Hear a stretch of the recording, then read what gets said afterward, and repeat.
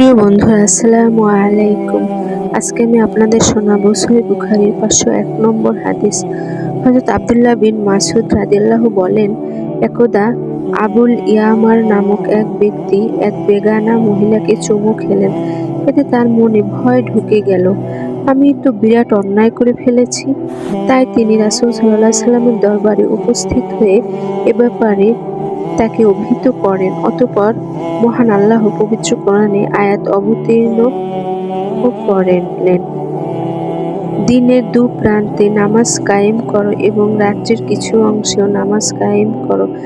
নিশ্চয়ই নেক কাজসমূহ তার গুনাহ মিটিয়ে দেয়।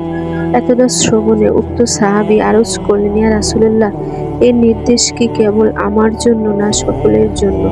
হুজুর সাল্লাল্লাহু আলাইহি ওয়াসাল্লাম ইরশাদ করলেন, এর নির্দেশ আমার উম্মতের সকলের জন্যই প্রযোজ্য।